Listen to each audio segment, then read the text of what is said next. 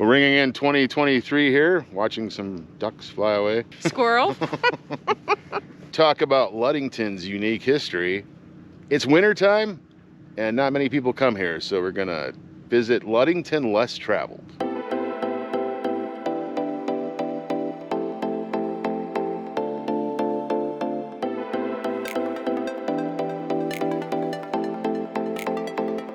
Before it was Ludington, it was Pierre Marquette. And the pier of Pierre Marquette is Père. In French, that means father. Father Marquette, who died here from dysentery after an expedition down the Mississippi River, and he was buried here originally. But eventually he's moved up to St. Ignace, his body is, but there's a shrine here because this was his original burial spot, or the spot that he died. And he passed away in May of 1675, and he was buried by two French companions, but we just don't know really for sure where, but they believe, according to the maps and the French accounts, that it was this side of the hill. Back in France, when he was 29, he studied the native culture and their language. He moved to Quebec, and then he moved to Sault Ste. Marie. Pierre Marquette, of course, was a very famous figure in Michigan history. Founded Sault Ste. Marie, the oldest settlement in Michigan.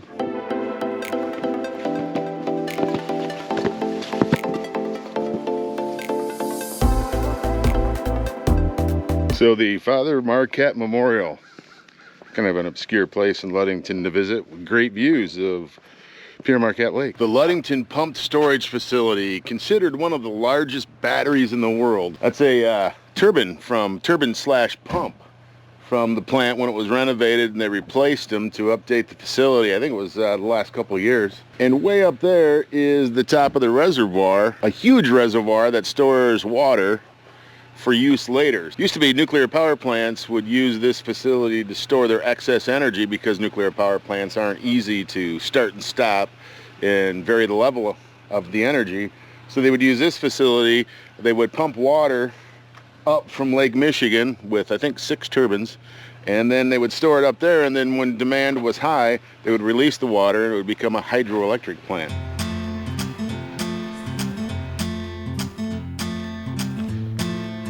And all of that power comes from Lake Michigan. You got the whitetail up there kind of hanging out, checking us out.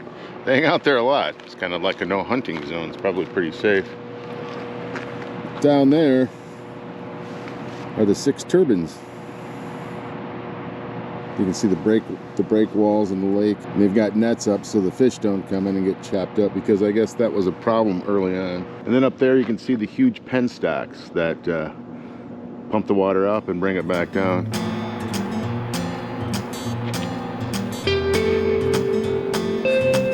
And if you want to learn more about the pump storage facility, I did a whole big video on it. You can find it in the description, maybe, if I remember to do it. You can see out there, that little ridge there is the pump storage facility. And just down from the pump storage facility is a place called Peter Pan Land. Some YouTube videos will lead you to believe it's a secret spot, but it's not. It's all over. It's even on Google Maps, and there's a lot of articles and stories about it. But let's go check out Peter Pan Land because it's kind of cool.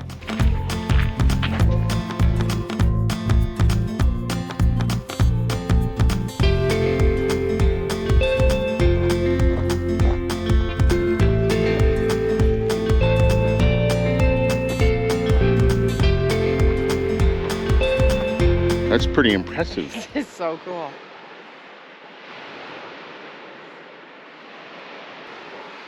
So I heard it's 300 and maybe 80 feet down. I don't know. Don't know for sure. Looks about right, I guess.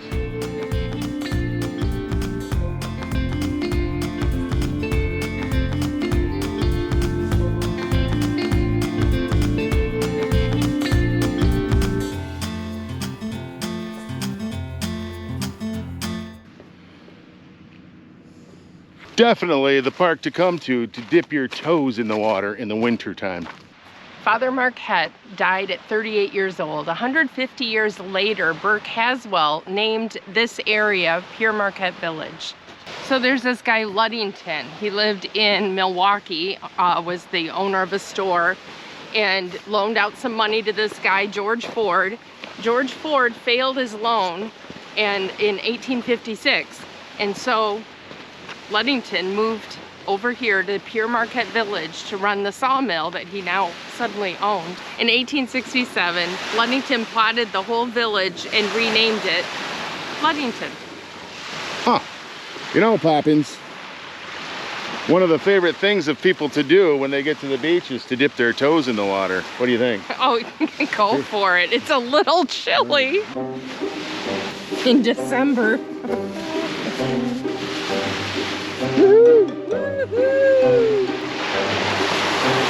Oh my gosh. Poppins, I can't feel my feet. That's enough of that.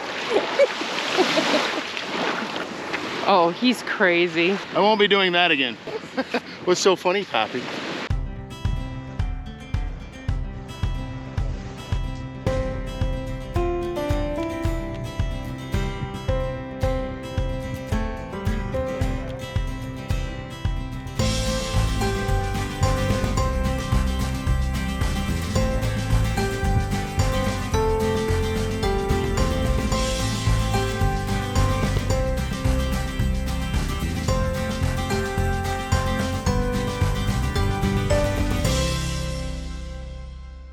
So Ludington basically plats out his city in 1867. Then by 1873, he and a guy named Eber Ward decided that it would be a good idea to make Ludington a terminus for the railroad.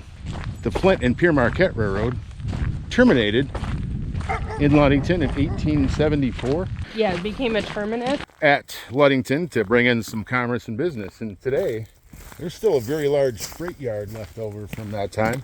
Then in 1874, the Flint and Pere Marquette Railroad brought their operation here to Ludington, Michigan. This is the freight yard in Ludington. In 1875, they started taking the cargo off the freight cars and loading it onto freighters that they called break bulk freighters, and then they would ship it across to Sheboygan. It was a bit of a labor-intensive process. And I think in 1829, that coaling tower was built to dump coal into all the steam locomotives that by this time the Pere Marquette Railroad brought into the yard, because this became a very busy place. Crazy how towns changed. There's the coaling tower, there's the old rail station, and the tracks used to come through here, and then they went straight that way, kind of toward that flashing tower, and you can see the smokestack of the car ferry right there. But now there's an RV park where the rail used to be, and a bunch of buildings now. Let's go check out the that smokestack, see what we got.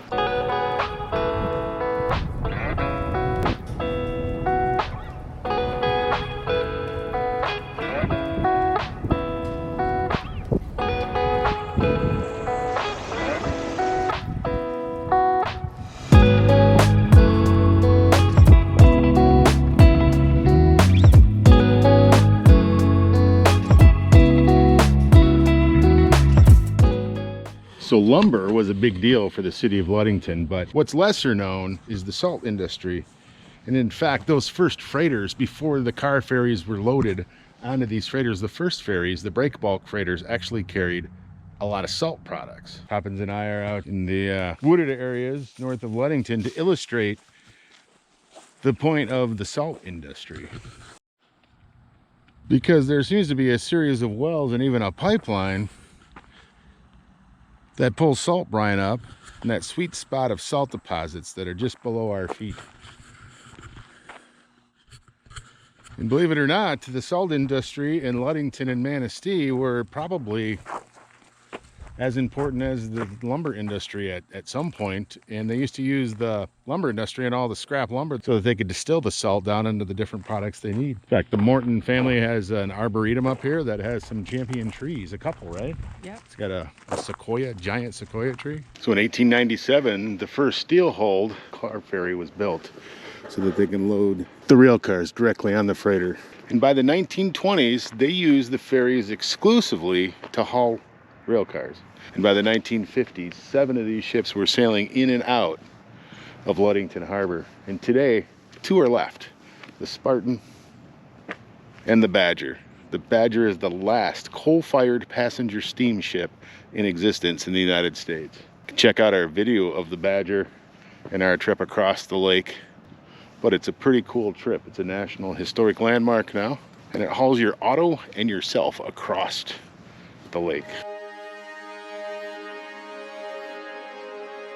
So a lot of stuff is closed in the winter time, but one of the places that is still open is the House of Flavors.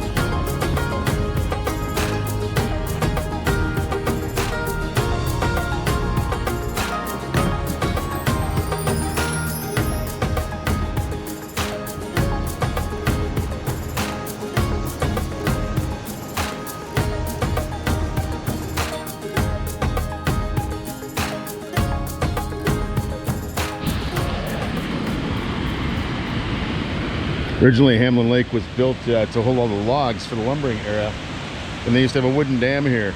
And down there was the town of Hamlin. Dam broke, destroyed the town, broke again, destroyed what was left of the town. So today, the dam doesn't really serve a purpose except to keep Hamlin Lake there. Hamlin, by the way, was named after Lincoln's vice president. And if you're headed out to the big Sable Lighthouse, big Sable Lighthouse, you go through the campground. Sable, by the way, is French for sand. A lot of sand here. In fact, there was not only a salt industry, but a sand industry as well. It's about 1.8 miles out to the lighthouse, and there's usually a lot of people there. Just follow the lighthouse signs.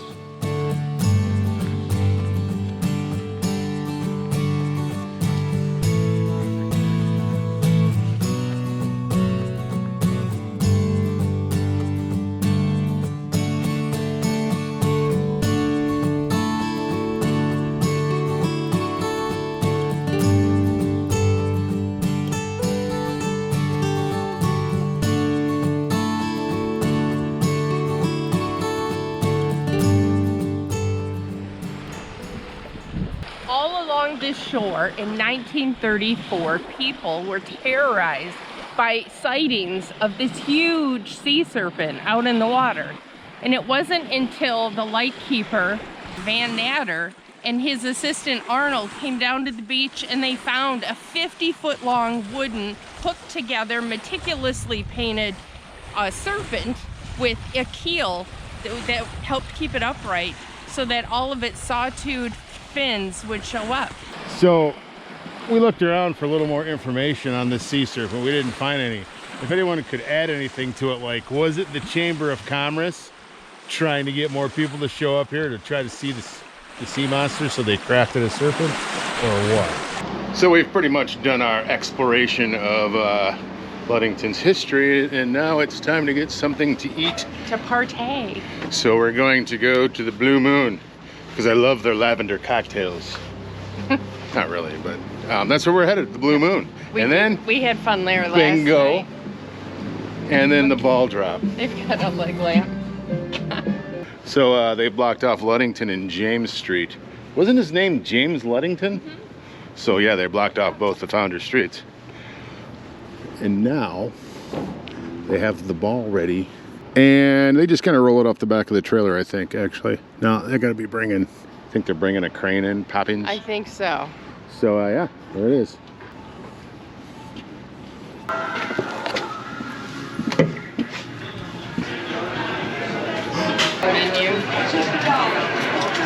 So Poppins, I noticed that to finish up 2022, you drank 17 cocktails so far.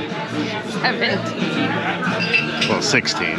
They tried putting one of those balls up in Fort Bragg like that, Poppins, and we kept shooting it down. I bet you did. Downloading the countdown timer.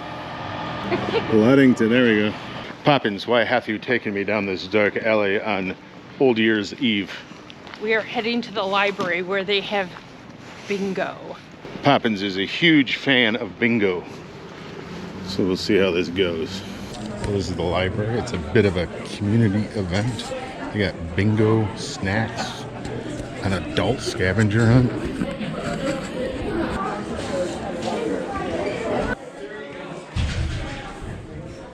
B13.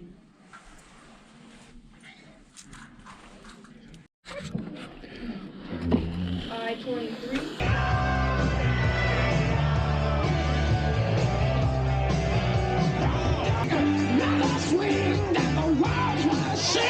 Just give them a call. They will deliver your truck or your car to you.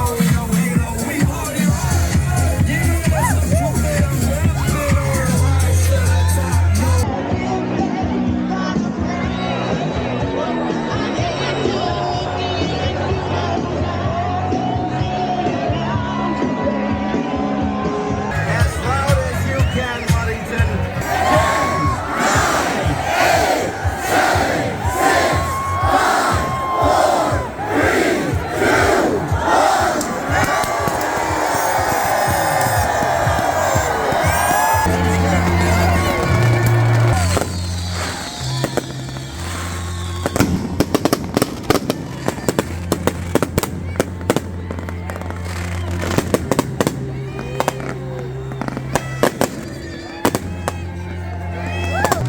Happy New Year, y'all. Well, Poppins, what did you think? It's kind of cool. It was incredible. The whole community came together and donated all of this. And then there was, what, 3 fires on the rooftop where they shot off the fireworks? More than 3 probably, but the fireworks were pretty amazing. It was incredible. They went on over 5 minutes. Like a rooftop 25 yards from the crowd. And fires were raging on the rooftop. They were throwing fire extinguishers on them. They were fine. They were safe, but it was exciting. Yeah, it Holy was. cow. It was a great celebration. Ludington, outstanding job. You guys did great. Way to go.